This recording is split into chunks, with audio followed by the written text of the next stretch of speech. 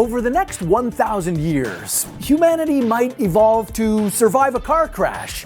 Maybe we'll adapt to have text claws and a tech neck due to our excessive smartphone usage. Or maybe we'll finally fuse with technology. In this episode, we're going to look at what scientists have theorized might be the next stage of human evolution and find out what the perfect human might look like in the future.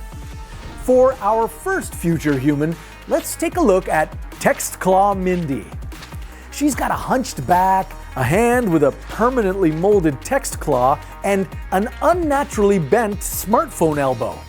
In 1,000 years, scientists are predicting this might be our reality. But why? Well, the humans who are alive today are wildly different from the humans that were alive thousands or millions of years ago. We're no longer swinging on branches, no longer running away from tigers or fighting them. Today's humans are usually sitting down, eyes glued to a computer all day. This strains your neck and throws your spine out of balance. Humans were built to stand up straight, not be couch potatoes. But maybe future humans will evolve to have a hunchback that would give us an evolutionary advantage in computer work. And since we're always on our phones, we might develop traits like text claw and smartphone elbow. Maybe these traits will pass on to the next generation, creating an army of Mindy-like humans obsessed with their phones. As if we're not already. We've already started blending our bodies with technology, but one day it might be hard to tell where the human ends and the tech begins. I'm not talking about the stereotypical cyborgs you see in movies. I'm talking about something much deeper. In the future, we won't just be fusing synthetic elements with our organs. We'll be merging them with our cells. Yeah, imagine a world where synthetic cells could be introduced to our bodies to fight off some of the nastiest diseases. Sounds like something out of a sci-fi movie, right? Well, one company called Immix Biopharma is already making it happen. And their first target is a life-threatening disease called AL amyloidosis. AL amyloidosis is caused by abnormal plasma cells in the bone marrow that harm vital organs like the heart, kidneys, and liver. Patients often suffer fatigue, weight loss, shortness of breath, and severe organ damage. But the worst part? By the time they're diagnosed, the disease is usually in its late stages, and there aren't any FDA-approved drugs for relapsed or refractory cases. That's where Immix Biopharma comes in. They've developed NXC201, a CAR T-cell therapy that's more than just a treatment, it's a living medicine. Immix Biopharma genetically modifies a patient's cells to re-educate them, teaching them to seek out and destroy the diseased cells. Unlike temporary solutions like pills, this is a one-time treatment option where the cells keep fighting until they've eliminated the problem. In a clinical trial, NXC201 showed a whopping 92% overall response rate, with some patients seeing long-term benefits. Immix Biopharma is also raising awareness with their Be Proactive in AL initiative, which promotes early diagnosis and educates patients on the available treatment options. By going after the root cause, Immix Biopharma isn't just treating symptoms, they're offering real hope of a cure to thousands of patients and their families. They're leading the charge into the future of medicine, one cell at a time. But enough about these microscopic miracles. You came here to see how weird humans will look over the coming centuries. And a lot of those changes in appearance will come from a different type of cell, our cell phones. See what I did there? What's kind of wacky is how, in this kind of tech-heavy world, your brain might evolve. Well, let's start with your skull. Studies have shown that radio frequency radiation from smartphones might be damaging your brain. It might make your memory worse or affect your cognitive skills. So Mindy over here was given a thicker skull. This gives her brain protection from potential radiation via phones. And bad news for the brain itself, it's gonna get smaller. Yeah, I know this doesn't sound great. I can barely remember where I put my keys, but this is just gonna make it worse. Brains today are already much smaller than they used to be. Before the dawn of civilization, human brains had to do a lot more work. Without advanced weapons, we had to use our brains to save ourselves from predators. Without farming, we had to remember where all the good fruit trees were. Well, today, technology does a lot of our thinking for us. We've got calculators, Google Maps, and now AI to do our programming or our homework. Our life today is simpler and safer. With AI, this trend of not having to think as much will continue in the future. But more on that in a bit. What about our overall size?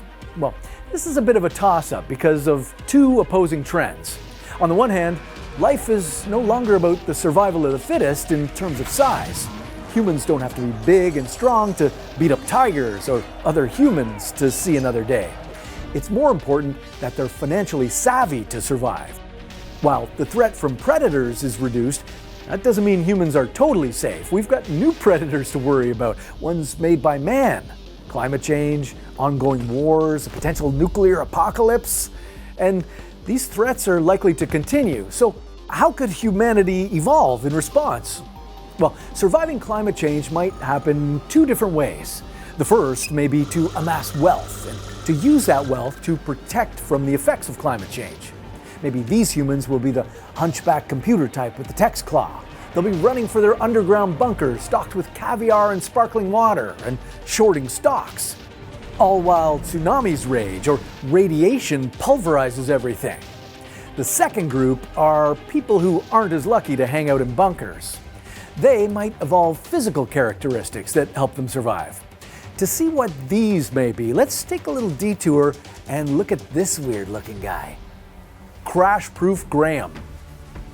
Meet CRASHPROOF Graham. He's been built by scientists to survive a unique type of devastation, a car crash. Come to think of it, getting caught in really bad weather is kind of like being in a car crash. Yeah, a tornado can throw you around and injure you quite badly.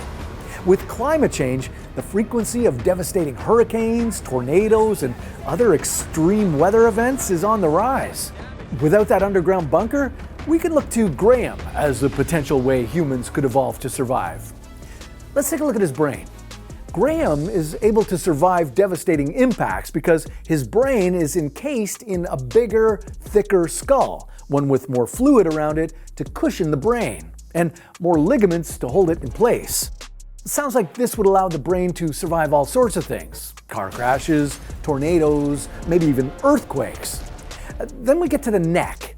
This is a particularly vulnerable part of the body. If your head whips back and forth, there's a lot of pressure on the vertebrae in your neck and they can break. So a short, thick neck, or even better, no neck at all, might be a survival advantage. Graham also has stronger ribs that could help his body survive a high-impact crash, plus a thick layer of tough skin that would protect against cuts and injuries. And then there's a really weird trait that might create a unique evolutionary advantage: joints that bend in multiple directions. Today, our knee and elbow joints only fold in one direction, so impact from the wrong direction can make them break. If we took these flexible joints from Graham, it could help us survive whatever's coming our way in the next 1,000 years. Of course, it may take longer than just 1,000 years for these traits to evolve, but maybe, given the rate at which the planet is warming, we'll start to evolve these survival traits much faster. I'm especially thinking about the billions of people in the world who will have to brave the elements as things get worse.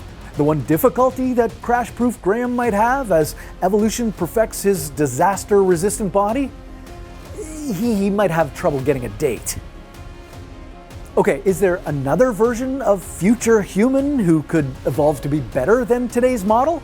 Maybe modern gene splicing techniques can help build a new perfect version of you, but one who's a little hotter than Textclaw Mindy and CRASHPROOF Graham. Anatomically amazing Alice. Here's Alice. She's the brainchild of Dr. Alice Roberts, who came up with a new, better design for the human body, cleaning up the messy bits from what evolution gave us. Her perfect body would take the eyes from an octopus, allowing us to see better. The next fix would be our ears. When you're young, you hear pretty well, but as you age, tiny hair cells in your inner ears get worn out, so your hearing gets worse. Instead of trying to make those little cells regrow, we could just get bigger ears. Like a cat. These would be better at amplifying sound. I gotta admit, they look pretty cool. Then there's the throat. Perfect Alice has 2 separate pipes, one for air and another for food. Fine by me. Okay, and now for something special that's got to do with babies. No, not that. The human pelvis evolved to support us properly while walking upright, but it definitely doesn't have room for one thing: large-headed babies, which is what humans tend to have. This makes childbirth pretty difficult, so I've heard. The perfect human body would borrow a trick from the kangaroo. How about a little pouch? This way we could give birth to smaller babies at a younger stage and have them mature in our pouch, just like marsupials do. Then there's our skin. If you're kind of fair-skinned like me, you can get sunburnt and be at risk of skin cancer. Yikes. One solution is to just go for darker skin, which doesn't burn as easily. But even cooler might be to borrow another trait from the octopus.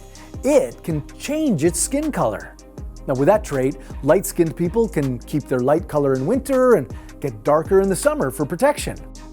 Finally, the human leg could do with a fix. Yeah, they're slow and tough to move. Ostrich-like legs might be the solution. We make the lower leg less muscly and make the feet light so they're better equipped to run. The final touches are shorter, chimpanzee-like spines, which are less likely to get compressed as we age. But sorry, that means no slender waists for anyone. Hearts with more interlinked arteries so you never get a heart attack, and air sacs like what birds have rather than our lungs. Anatomically amazing Alice looks pretty cool. If scientists begin to splice some genes, we might just get to this point in the next 1,000 years. But wait a minute, with advances in biomedical research, we've already begun fusing technology with the human body. What are some of these modifications we're likely to see in the future? Transhumanic Tim. Meet Transhumanic Tim, whose body is part human, part machine. They're merged with technology so they can see better, hear better, remember more, run faster, fight disease better, and even more amazing, live forever. Maybe Tim will wear a modern hearing aid, which will not only amplify sounds that are far away, it can record sound and create white noise. Today, bionic eyes help blind people see. They're surgically implanted devices that improve sensitivity to light so that people can distinguish between shapes and tell the difference between a knife and a fork. But in future, these kinds of implants will help Transhumanic Tim see things they've never seen before. X-ray vision can become Tim's reality. Tomorrow's enhanced human might also have implanted devices that improve memory. In 1,000 years, maybe we'll all have that skill. Today, scientists are making prosthetic devices implanted in the brain that can decode how you store memories, then apply neurostimulation to help the person retrieve those memories later. As the technology gets better, we'll each have a built-in encyclopedia. And our ability to fight diseases will be better than ever. Not only will this help humans live longer, but potentially forever. Not living forever in your regular human body, but uploading your brain to a server. Now, this would be incredibly complex because of the sheer volume of information in our brains, but let's say we somehow crack that code. We managed to find a way to upload all of our information to some storage space. What's next? Assuming that humans 1,000 years from now aren't regenerating our limbs, where would our brains go? Would they sit in a computer? Or go into a new robotic body? That will be the last stage of Transhumanic Tim, and it'll last forever. Now, all these evolutionary upgrades are pretty incredible, but can we do better? The perfect future human. Okay, now that we've learned a bit more about what the next 1,000 years will bring, it's time to build our own version of the perfect future human. Let's take the bits we like the best. Physically speaking, this human will be taller. Yeah, the challenges with climate change may favor smaller humans for a little while, but better nutrition and natural selection will push for greater height. I like the bigger eyes and feline ears from Alice. I'm not sure everyone needs X-ray vision, but maybe if you're going to med school, you get equipped with bionic eyes. Our future human definitely needs a thicker skull, protecting a smaller brain, but with much bigger brain power, because they're equipped with a memory-enhancing prosthetic that gives them that photographic memory. This makes school a breeze and puts Google Maps out of business. Plus, it has another advantage. Since we future humans will be able to remember a lot, we're not on the phone all the time, so no text claw for future human, and no hunched back. With massive tsunamis, storms, and tornadoes happening more frequently in the future, our future humans need to stay strong. So I'm going with the heavy-duty rib cage and the shorter spine, two features that will protect and age well. Thanks for that idea, Graham.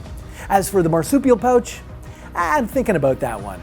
As brains shrink, well, maybe babies' heads will get smaller and regular childbirth will be easier.